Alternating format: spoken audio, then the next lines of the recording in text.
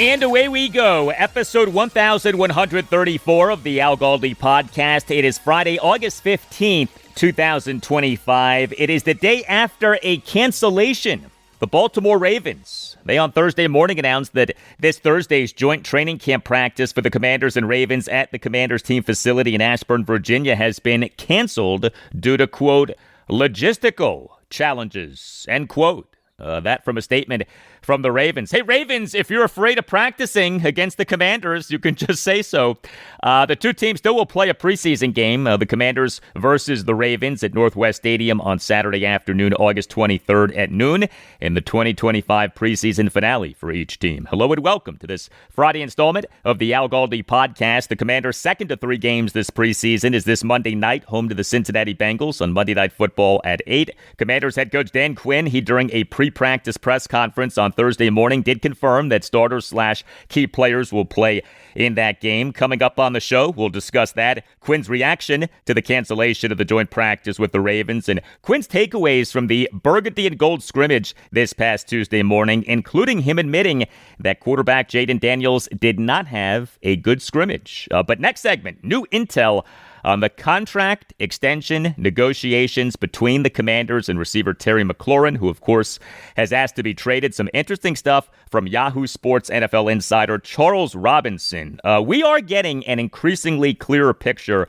about what's going on here. We don't have the entire picture, but the picture is becoming clear. Did you ever play with an Etch-a-Sketch back in the day? I used to love my Etch-a-Sketch. That is the kind of picture that we have of this Terry McLaurin situation. An Etch-a-Sketch type picture. Not a totally clear picture, but a picture for which we are gaining clarity. Also on the show, we'll talk Nationals and Orioles. The Nats, they on Thursday evening got a really nice win, a 3-2 win over the National League East leading Philadelphia Phillies at Nationals Park in a game in which the Nats overcame a 2-1 seventh-inning deficit by scoring 2 runs in the bottom of the seventh. Dylan Cruz was back. He returned from a near 3-month-long absence caused by a left oblique strain, and he is the Nats starting right fielder and number 2 batter, went 1 for 3 with a single, a walk, and a stolen base, and he made a diving catch, and the Nats' corresponding roster move to reinstating Cruz from the 60-day injured list was them designating first baseman Nathaniel Lowe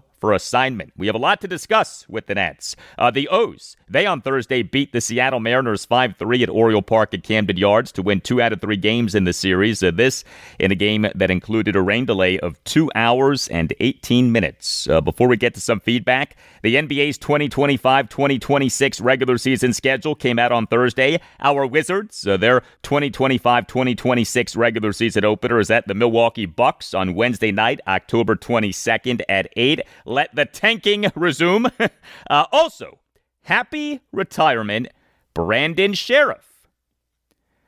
I said, happy retirement, Brandon Sheriff. Brandon Sheriff. All right, Brandon Sheriff. A thank you to NFL Commissioner Roger Goodell, and a thank you to Brandon Sheriff. Emerging on Thursday was the news that Brandon Sheriff has decided to retire, explaining why he has remained an unrestricted free agent. He has been selected to the University of Iowa's Athletics Hall of Fame, and an August 6th article about the honor on the school's athletics website says that Sheriff, quote, retired from playing this summer, end quote. Who knew? The Redskins took Brandon Sheriff with the number 5 overall pick in the 2015 NFL Draft. He played for Washington for the 2015 through 2021 seasons, then played for the Jacksonville Jaguars for the 2022 through 2024 seasons. He was a good player for Washington, missed a lot of time due to injury, but he, when healthy, was a really good right guard. Washington, as you may recall, franchise tagged Sheriff in back-to-back off seasons, the 2020 and 2021 off seasons, and Brandon Sheriff was the inspiration for one of the great lines from Jay Gruden during his time as Skins head coach. Here you go. Yeah, we're getting there, but we've had 2 first-round picks since I've been here. One of them hasn't played a down or played one game, and the other one's a guard. Yes, the other one's a guard. An all-time line by Jay Gruden. He in that cut was talking about receiver Josh Doctson and guard Brandon Sheriff. And Gruden on Thursday evening posted the following on X, quote, "Congrats for one hell of a career, Brandon Sheriff. You would be the only guard I would ever draft at 5. Enjoy hunting in Iowa," end quote. You can hit me up on X at Al Galdi. You can email me the Al Galdi podcast at yahoo.com. From Steve F. on X on our conversation with former Redskins guard Ross Tucker, host of the Ross Tucker Football Podcast on Thursday's show, episode 1133. Right, Steve? What a great show, Al. I want him on again to tell more stories, informative and hilarious. Thank you for that, Steve. Glad you enjoyed the show. Ross was outstanding. From Tundy on X on the Terry McLaurin situation, writes Tundy, "We shouldn't overplay the importance of making players happy to be here, but that has been a selling point of this new crew. This hard negotiation by AP does not fit that kumbaya profile. Terry will play, but he won't do any of the much-needed extras." Thank you for that, Tundy. I would say this about the kumbaya brotherhood culture that the Commanders have touted with general manager Adam Peters and head coach Dan Quinn. The culture is more about how players are used and treated in areas other than money than the culture is about how much players are paid. The kumbaya/brotherhood culture is more about, say, identifying players' superpowers and maximizing those superpowers and how players are treated in terms of the quality of the team facility and travel and the handling of families. Then the kumbaya/brotherhood culture is about how much players are paid. You know, other than the surprisingly lucrative contract for defensive lineman Javon Kinlaw as an unrestricted free agent this past March, Adam Peters, as Commanders GM, has been very restrained regarding contracts. The team with him as GM has given out very few big money contracts, despite having signed/re-signed a ton of free agents over the last 2 off seasons. Part of what's going on in this Terry McLaurin situation may be that this is just how Adam Peters does business. He's just not a big believer in the big money contract for non-quarterbacks, especially for a receiver entering his 30s. Email from Scott Fallon in Alexandria, Virginia on the Nats. Right, Scott? Al, hello and good morning. I'm a longtime listener and big Al Galdi podcast fan. Thanks for all that you do in keeping up with everything DC sports so that we don't have to. Although I listen to your podcast mostly for Redskins/Commanders news, top notch, by the way, best podcast period, I do listen also for Nationals news. I'm a former Nats season ticket holder, but now only go to about 8 to 10 games per year. The reason for my email was in regard to episode 1125. During the podcast, you mentioned that the Nats were outscored 38-14 by the Brewers during the weekend's 3-game series. I, unfortunately, was one of those in attendance on Friday night when the Brewers pounded us something like 18-6 or something. My score sheet ran out of space. The Brewers may have scored more. I don't know. The main reason I went to the game, however, was for Grateful Dead Night. While there, I couldn't help but notice how the Nats organization's attention to Grateful Dead Night was so similar to the attention that ownership pays to the team. For Grateful Dead Night, the Nats hired a band to play Grateful Dead songs for 45 minutes before the game. The team stuck the band in the far back corner of the stadium as almost to hide the band from sight from regular fans. The team charged fans extra so that we could also have novelty Grateful Dead/Nats jerseys. During the game, the loudspeaker played the Grateful Dead song Truckin' for about 15 seconds. That was Grateful Dead Night. Ho hum. If it wasn't for the couple of thousand people walking around in their novelty jerseys, nobody would have known that it was Grateful Dead Night at the ballpark.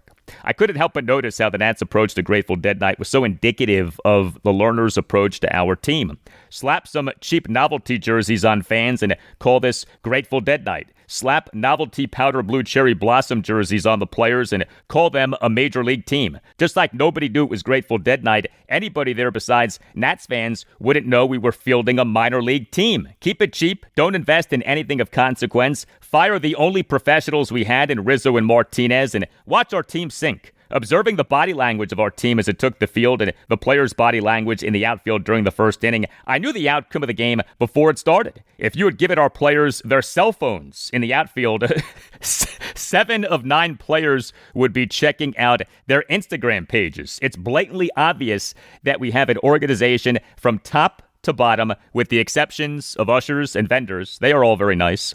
That is just going through the motions. Nobody cares. It's a shame to watch a team and organization fall so far, so fast. I guess you can call this a rebuild. Then again, there's still a chance that the Titanic could be raised. Still a fan, but it's not easy. Keep up the great work. I listen every morning on my walk with my dogs. All the best. Well, thank you very much for the email, Scott. There are so many questions with the Nats right now. There is more uncertainty with the Nats right now than maybe there has ever been since the franchise moved to Washington, D.C. in the 2004-2005 offseason. But the number one item of uncertainty with the Nats is ownership, the Lerner family. What are we doing here? Okay, where we at here? Is the Lerner family truly in on owning the team? And now seeing how bad things are for the team, going to be willing to spend more money on players and, more importantly, in my opinion, infrastructure? Or is the Lerner family checked out and not really wanting to own the team and thus spending minimal money on the team and simply waiting for the day on which the family gets whatever offer the family deems acceptable to sell the team? Something that's exciting with the Nats, at least to me, is that they, off having fired president of baseball operations and general manager Mike Rizzo and manager Davey Martinez on July 6th, have a chance to revamp the team's baseball operations. This is a great opportunity for the Nats. The Nats have a tremendous opportunity here to reshape and reimagine their baseball operations into being more modern, more progressive, more cutting edge, more in line with the rest of MLB. But doing that requires something, and that something is money. Spending on a new head of baseball ops, spending on staffing, spending on sports science tools. Is the Lerner ownership group willing to do this? I have my doubts. I think that we all have our doubts. How could you not, given all that we know about this ownership group? If the Lerner family is in on owning the Nats, then it needs to be truly in and spend more money on the team. And if the Lerner family isn't truly in on owning the Nats, then the team cannot be sold fast enough, because in today's MLB, which features an information arms race like never before, having ownership that doesn't spend properly on infrastructure and players makes sustained success basically impossible. Hey, if you enjoyed this podcast, check out BGO Blind Pig, the official podcast of BGObsession.com. BGO Blind Pig is great. It's a roundtable discussion of the Commanders. It's like you and a bunch of your buddies who are Commanders fans are hanging out and talking about the team. The conversation is smart and fun and respectful. You can find the BGO Blind Pig podcast on YouTube and on any major podcast provider. Make BGObsession.com the home for your Burgundy and Gold obsession, and make the BGO Blind Pig podcast part of your Commanders podcast rotation.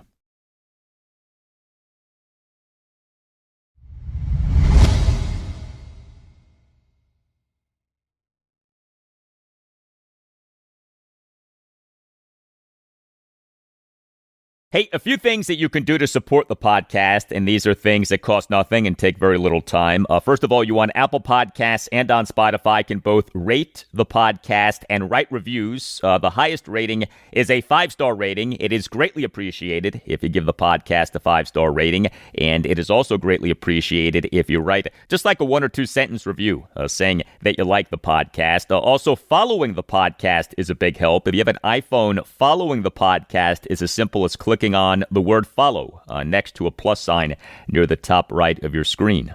Thank you for doing these things. They help to make the podcast a success, and thank you for listening to the podcast. This episode of the podcast is for August 15th, 1 month to the day of Commanders receiver Terry McLaurin on July 15th in a 32-plus minute session with reporters, sounding off on his frustration with the team and contract extension negotiations, including calling what the team was offering him, quote, disrespectful, end quote. We since then have had McLaurin be a training camp holdout. He was on the reserve/did not report list from July 23rd to July 27th. The holdout on July 27th became a hold-in. He since that day has been on the active/physically unable to perform list. This due to an ankle injury that is believed to be a cover for him to not practice. And then we on July 31st had the reports that McLaurin had requested to be traded, and those reports were confirmed by Commanders head coach Dan Quinn during his pre-practice press conference on August 2nd. What has mattered a lot in this saga is what each side is offering/asking for. Is either side being unreasonable? It's ridiculous to pick a side without knowing what each side is offering/asking for. Well, we drip by drip have gotten a sense of what's going on. The first breakthrough in this came via what ESPN NFL insider Adam Schefter said on the Pat McAfee show on July 28th. Schefter said that he believed that McLaurin, quote, wants considerably more, end quote, than a $33 million average annual value, a $33 million AAV. Then ESPN Stephen A. Smith on ESPN's First Take on August 1st said that his sources had told him that the Commanders were offering Terry McLaurin, quote, about $27 million, end quote, per season. Then ESPN NFL insider Jeremy Fowler on ESPN's Get Up on August 7th said that there was a $7 million or $8 million gap between what the Commanders were offering McLaurin in terms of AAV and what McLaurin wanted in terms of AAV.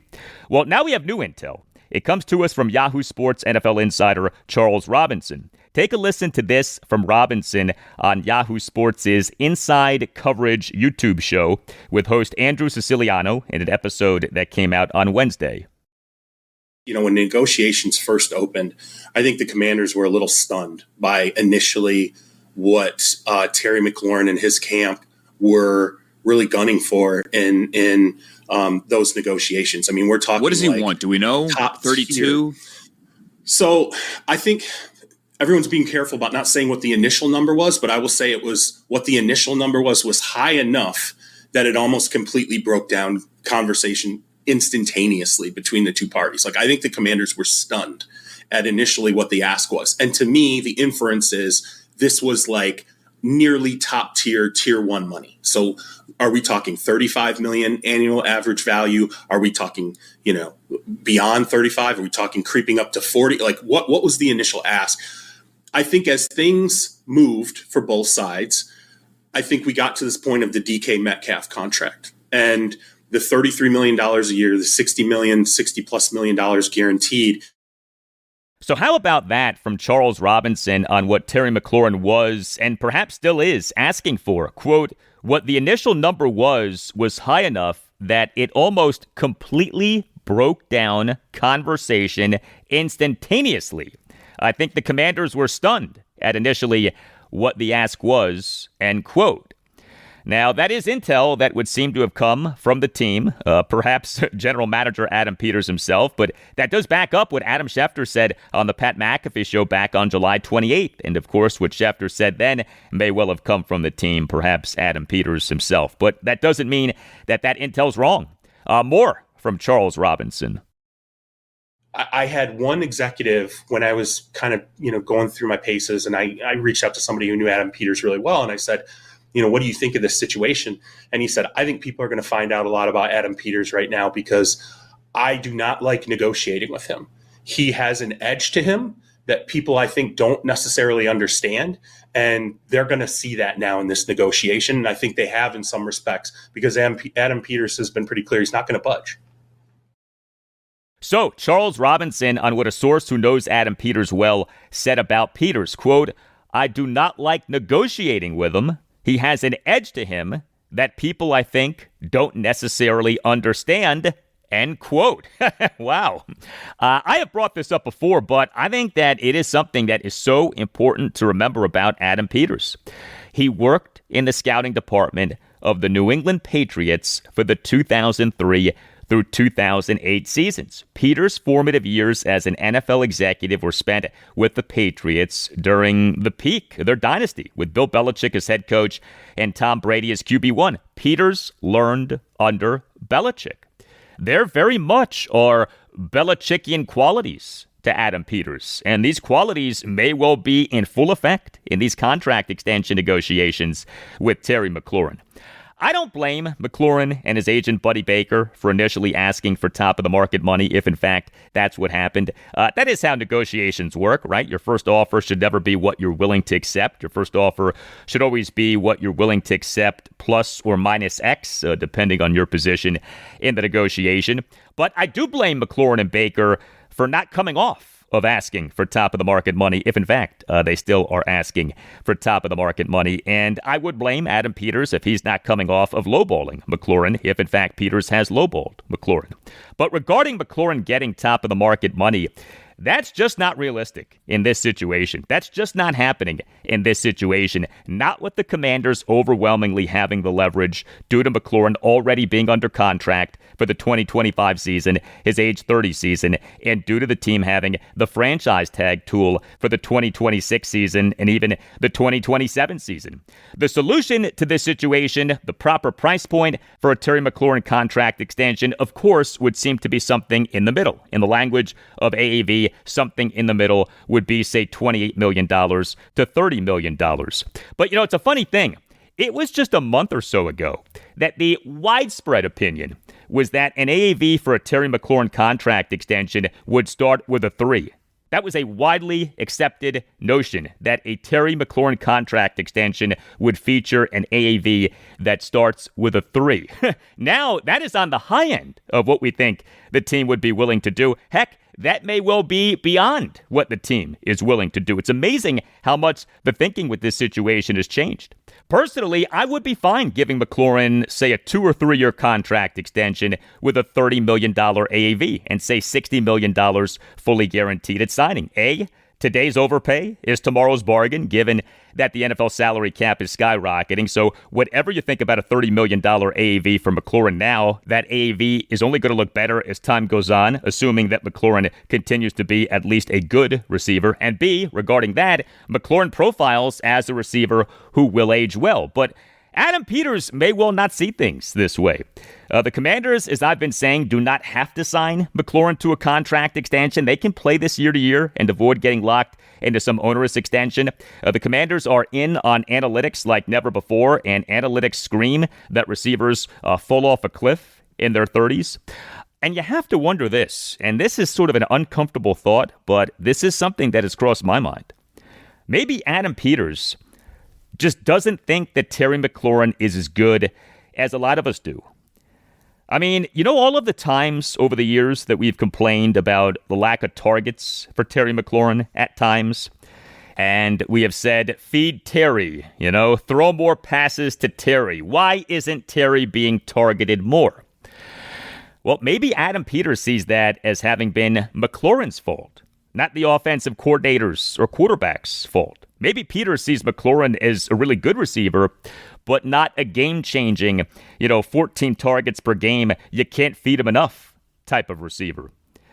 In the meantime, the Terry McLaurin saga goes on and on and on. And there is a Terry McLaurin saga fatigue that is setting in. There's no doubt about that. I'm feeling it. I'm guessing many of you listening are feeling that. During Commanders head coach Dan Quinn's pre-practice press conference on Thursday morning, had this exchange between Commanders insider John Keim of ESPN and Quinn regarding McLaurin having been on the sideline during the team's inter-squad scrimmage, the Burgundy and Gold Scrimmage, this past Tuesday morning. We saw Terry out there on the sidelines the other day, not asking you for an update on all that, but I am curious, how good was it for you guys to have him out there on the sidelines? And two, then, as you get close to the regular season, how do you kind of balance what's going on with him, but also needing to get him ready for the regular season, assuming he's out? It certainly sounds like an update to me, John, but we'll work ourselves through it. Yeah, I got you. Yeah, semantics. It was nice to have all the guys there. A lot of the guys did their rehab runs before coming out, so I kind of just wanted them to be around the guys and have some energy because most of the time they're having to do a lot of that running during the practice. So we have a whole schedule of how to do that one. So they all came in early to get their run-ins. They could be on the sidelines. So that was my intention for us to make sure, when you're putting in the work on the rehab and for Terry and the other guys that were doing that. I also wanted them to say, this is coming again soon. You're going to be back out there with the guys. You can feel a little isolated, a little disconnected sometimes when you're going through the rehab process. So we had even some guys into our walkthroughs and things, today as we're getting ready. So, that was by design for he and for the other guys to put him into that spot. And, of course, it was during the scrimmage that we had that in-person one-on-one conversation between Adam Peters and Terry McLaurin. What was said, we don't know. Was the conversation indicative of anything meaningful? We don't know. There's a lot with this situation that we don't know. And so the situation continues.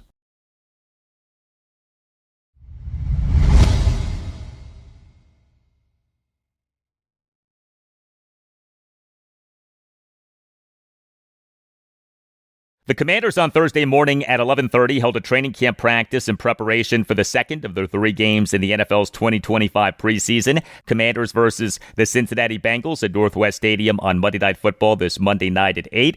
This practice was held in the team's indoor practice facility, the Bubble, as opposed to being held on the outdoor practice field. So the Bubble, by the way, has been revamped. Looks great. The practice was a jog-through type practice. We, prior to the practice, had Commanders news. The team on Thursday morning announced the signing of unrestricted free agent safety Daryl Worley. The 2025 season would be his age 30 season. The Carolina Panthers took Worley out of West Virginia University in the 3rd round of the 2016 NFL Draft. He has played in at least 1 NFL regular season game for 7 different franchises. Well-traveled is Daryl Worley.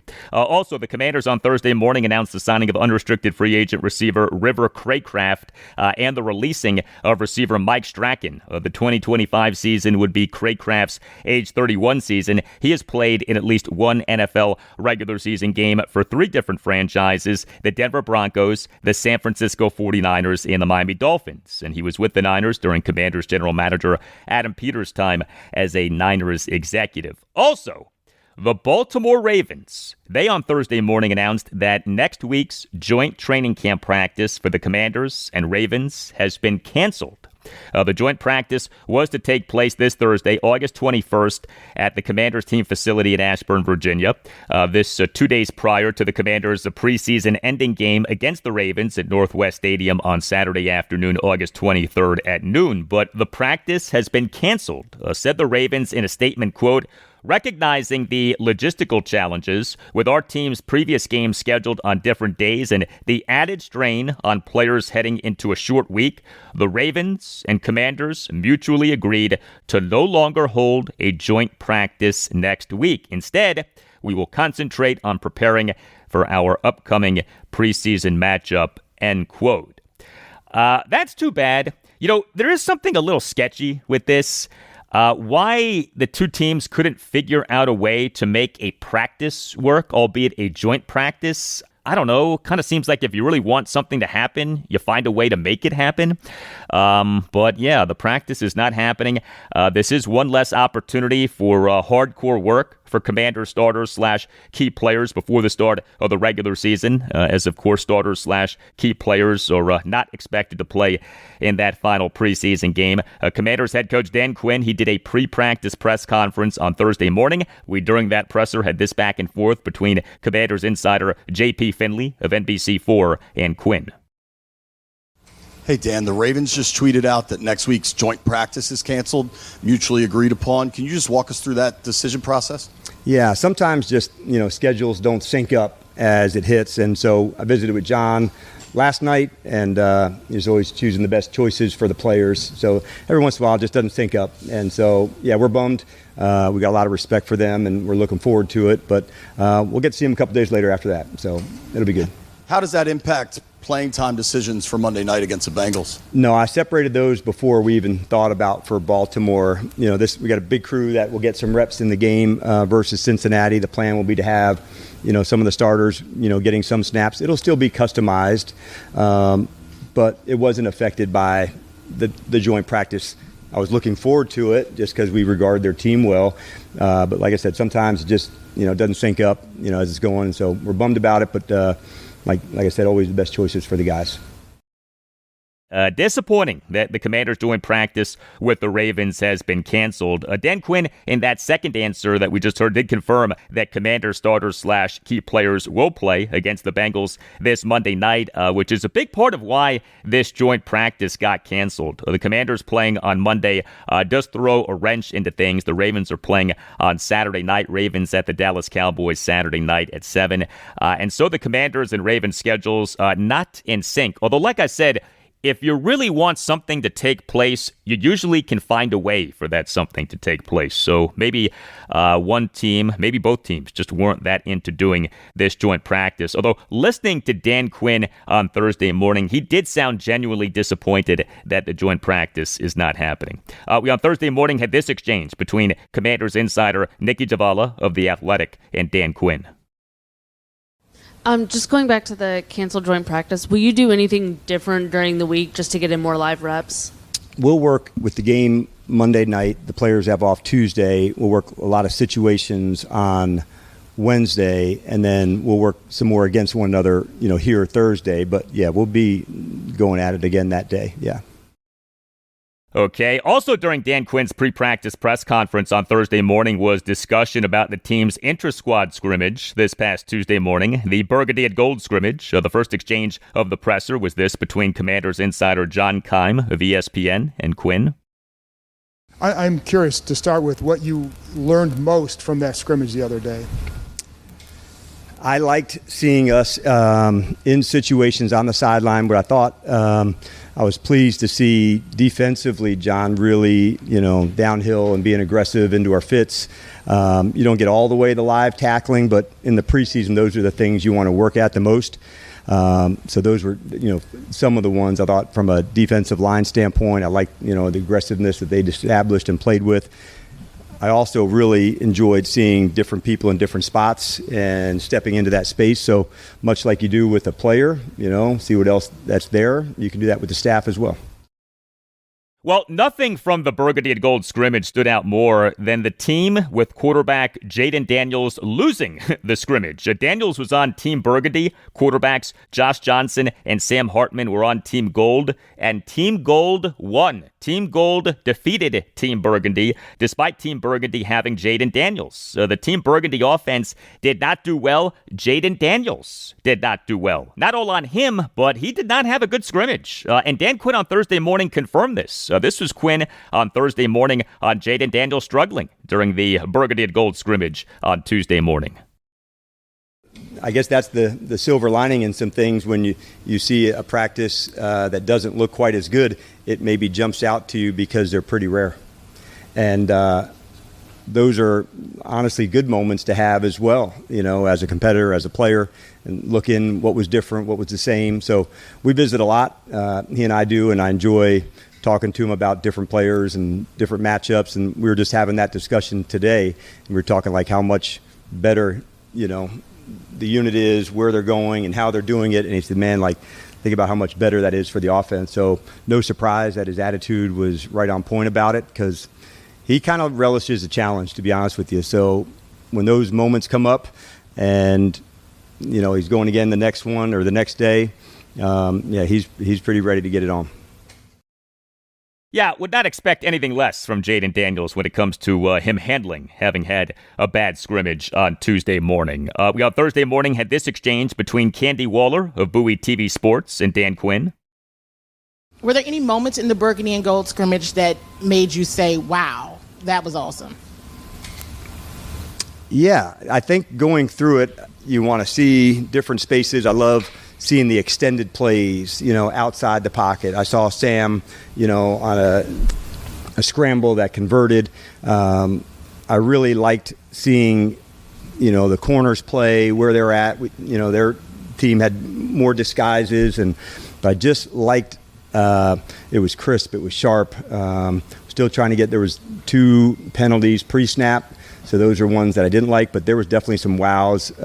Mikey had some. Kinlaw, I thought, was some. DA, for sure. I liked a couple of the throws I said by Sam. Those were a few that jumped out to me. All right. Now, among those who did not participate in the scrimmage on Tuesday morning was Brandon Coleman, who's making the transition from left tackle to left guard. He's banged up right now. Will he play this Monday night? And to what extent is him missing practice time a problem, given that he's entering just his second NFL season and he's making a position change? We on Thursday morning had this back and forth between Commanders insider David Harrison of SI.com and Dan Quinn. Hey, good morning, Coach. Good morning. I know that obviously the O-line has to work as a unit. Guys have to be ready to rotate in, step up. But with Brandon Coleman and his transition to that left guard position, is there any type of growing concern with him missing so many practices in a row, not getting those reps with Laramie and Tyler?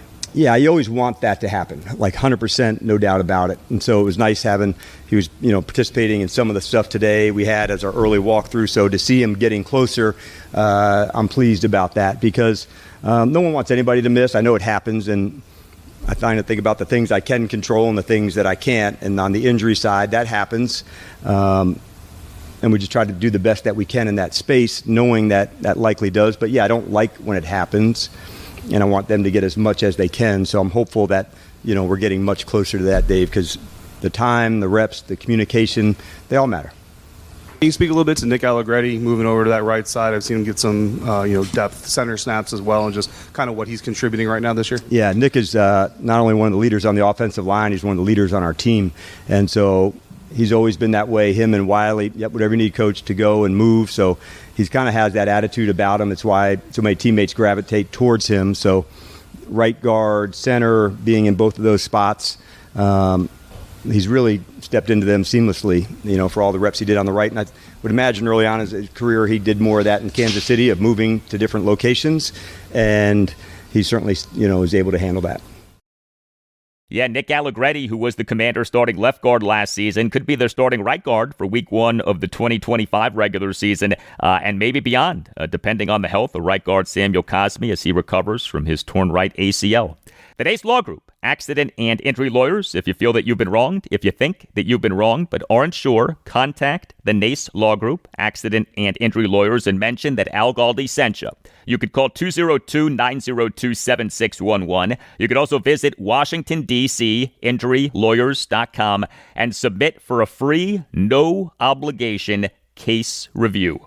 The Nace Law Group, it features compassionate lawyers and zealous advocates for its clients. Led by the great Chris Nace and founded in 1979, the Nace Law Group is a Washington, D.C.-based family law firm that handles medical malpractice, personal injury, birth injury, legal malpractice, and consumer protection cases, offering aggressive advocacy for victims in Washington, D.C. and West Virginia.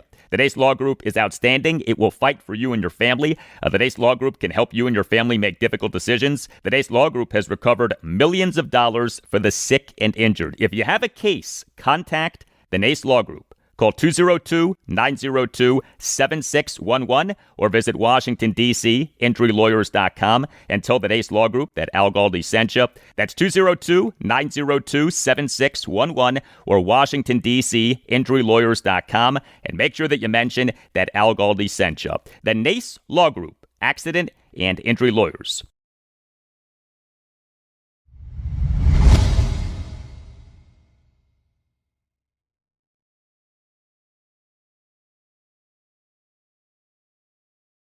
The Nationals on Thursday evening began a 7-game homestand and began a stretch of 13 consecutive games against the National League East leading Philadelphia Phillies, the New York Mets, and the New York Yankees. But the Nats began this stretch with a win. A 3-2 win over the Phillies at Nationals Park in Game 1 of a 4-game series. This was a game in which the Nats overcame a 2-1 7th-inning deficit by scoring 2 runs in the bottom of the 7th.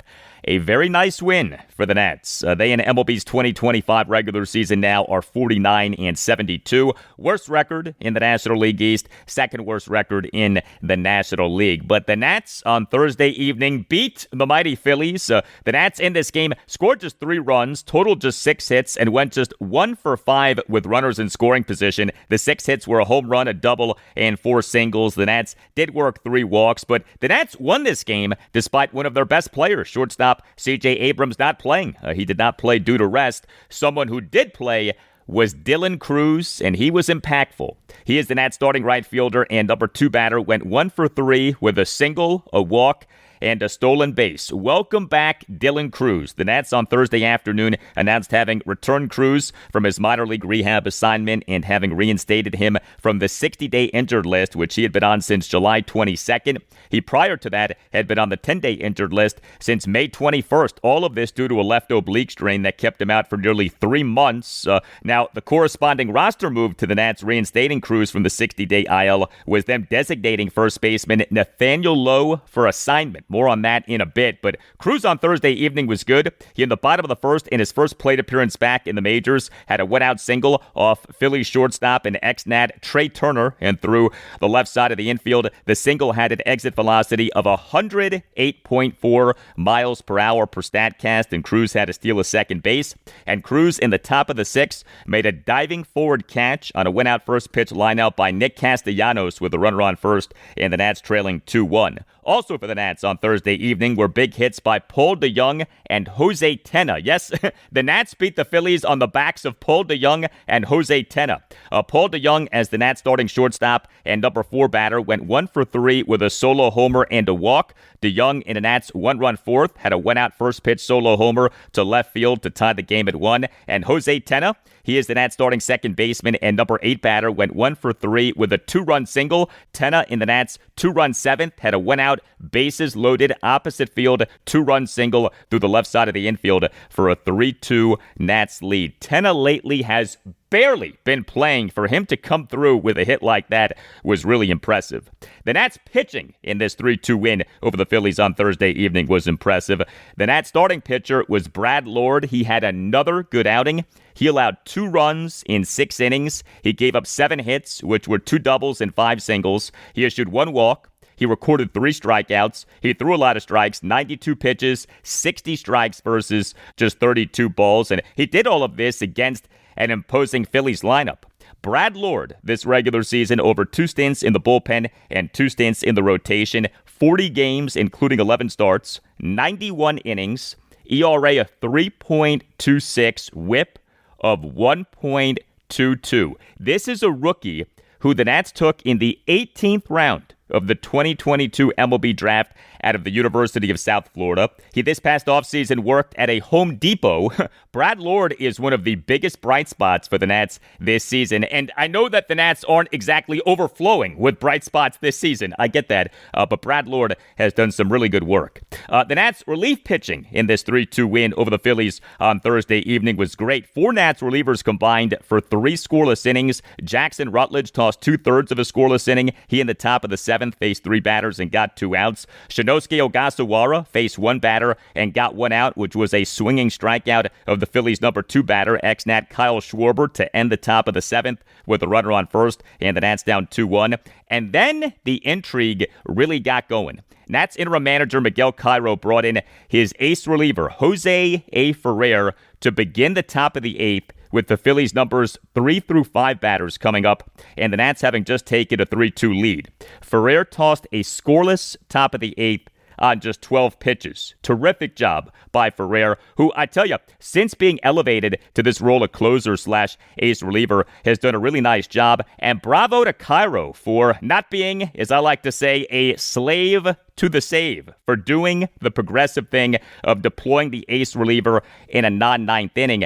That was the game. The Phillies' numbers 3 through 5 batters coming up in that top of the 8th, and Cairo correctly went with Ferrer in that spot. Now, I did wonder if Cairo would bring Ferrer back for the top of the 9th, given that he threw just 12 pitches in that scoreless top of the 8th. Cairo did not go back to Ferrer. Cairo instead went with Cole Henry, who hasn't exactly been killing it lately, but Henry came through. He tossed a scoreless top of the 9th for the save. He generated an 8-pitch swinging strikeout of the Phillies' number 1 batter, ex-Nat Trey Turner, with a runner on third to end the game. How about your Nats bullpen in this win over the Phillies on Thursday evening? Here was Miguel Cairo during his postgame press conference on Thursday night on the nature of this win, and then you'll hear a follow-up exchange.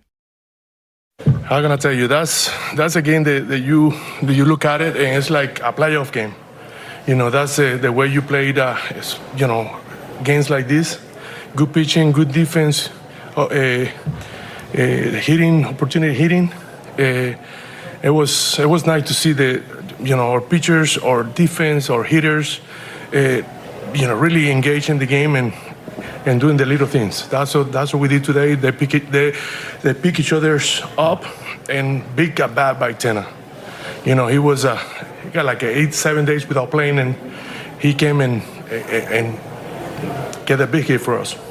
Even with you guys, I guess, out of it in the standings, what's the value of playing not only a clean game like that, but an intense game like that for the future? We know out of it.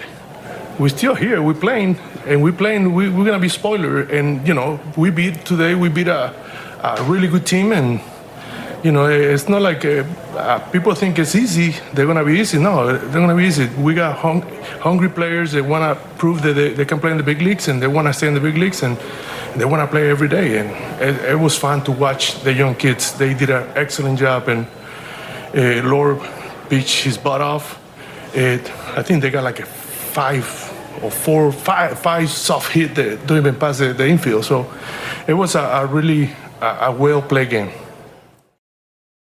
Yes, it was. All right, I do want to address the Nats' corresponding roster move to reinstating Dylan Cruz from the 60-day injured list, and that move was the team designating Nathaniel Lowe for assignment. The Nats did not option a player to AAA Rochester. No, they instead DFA'd Lowe. The Nats, this past December 22nd, announced having traded lefty reliever Robert Garcia to the Texas Rangers for Nathaniel Lowe. The trade made a ton of sense, trading a reliever who the Nats had claimed off waivers for a first baseman in Lowe, who in each of his 4 regular seasons with the Rangers, 2021 through 2024, had a wins above replacement per Baseball Reference of at least 2.3 and had an OPS plus of at least 112. But Lowe was really bad for the Nats this season. He, for this regular season, as of games through Wednesday, had a WAR per Baseball Reference of minus 0.3. He, for the Nats, was a below replacement level player. He was a big-time disappointment both offensively and defensively. And I do wonder this.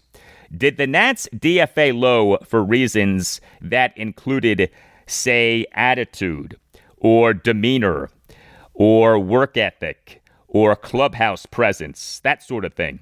Because the very obvious and easy and non-confrontational corresponding roster move to activating Dylan Cruz would have been optioning infielder Jose Tena back to AAA Rochester. Now, Tena had the big hit on Thursday evening, but Tena, like I said, had barely been playing lately.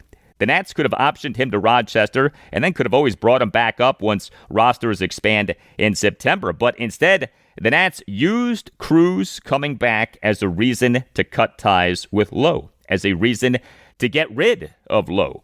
This was a harsh move, and you gotta wonder why. Now, I'm not mad about the move. Again, Lowe was really bad for the Nats, but you got to wonder if the Nats' disappointment with Lowe goes beyond his stats.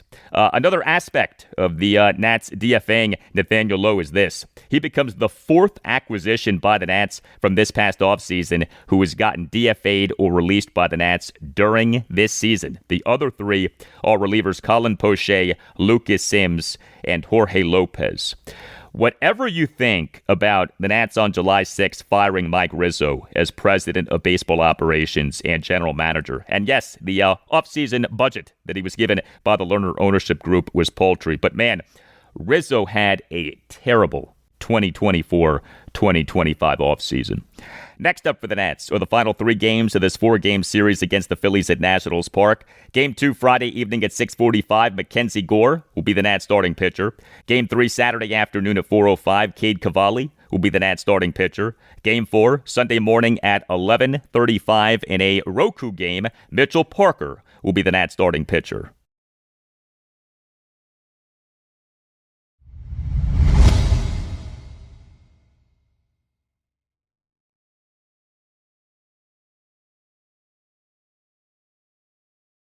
Well, the Orioles have won a series for the first time in this month of August. They improved to 1-3 in series this month with a 5-3 win over the Seattle Mariners at Oriole Park at Camden Yards on Thursday to win 2 out of 3 games in the series. This was a game that included a rain delay of 2 hours and 18 minutes, but the O's, for a second consecutive game, Joe Angel, were in the win column. And the Orioles again in the win column.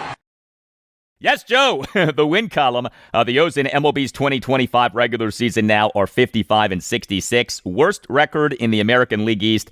Third worst record in the American League. The umpires in this game on Thursday took their time pausing the game due to the rain. Orioles interim manager Tony Mansolino came out to talk to the umpires before they finally paused the game. Here was Mansolino during his postgame press conference on Thursday evening.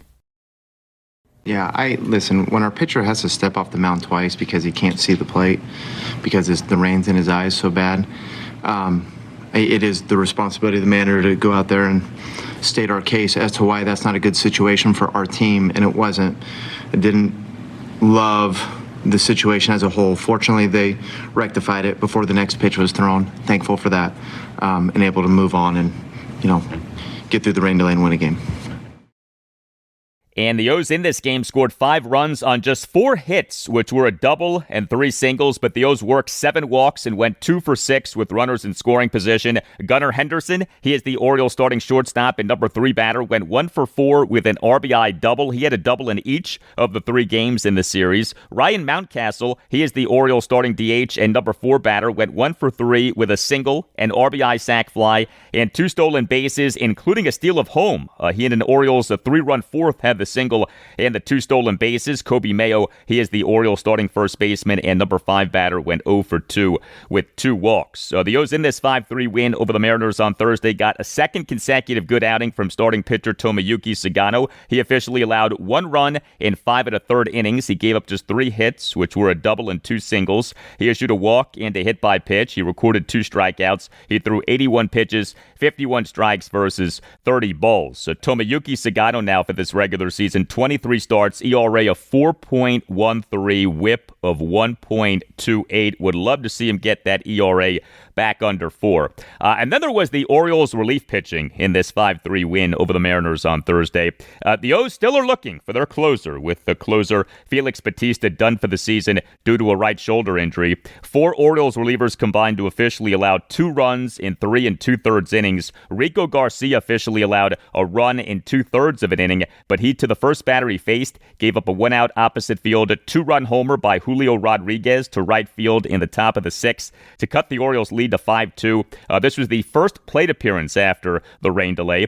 Keegan Aiken, who had been serving as the Orioles closer, he tossed a scoreless top of the 7th. Cade Stroud tossed a perfect top of the 8th, and Dietrich Enns, who had been pitching well and who got the chance to close out this game, he allowed a run in 1 inning. He in the top of the 9th allowed a run on 2 singles, a walk, and a fielder's choice grounder, but he got the save.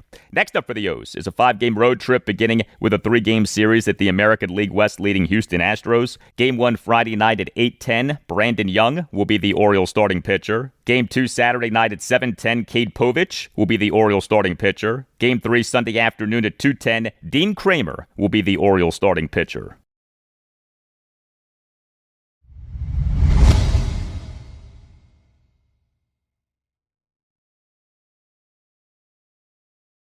And that'll do it for you and me for now. Keep the feedback coming. You can hit me up on X at Al Galdi. You can email me the Al Galdi podcast at yahoo.com. Monday show, episode 1135. We'll have a lot for you on the Commanders as their second of 3 games in the NFL's 2025 preseason is on Monday night against the Cincinnati Bengals at Northwest Stadium at 8. Also on Monday's show, I'll talk Nationals and Orioles. The Nats this weekend have the final 3 games of a 4-game series against the Philadelphia Phillies at Nationals Park. The O's this weekend have a 3-game series at the Houston Astros. Have a great weekend, and I'll talk to you on Monday.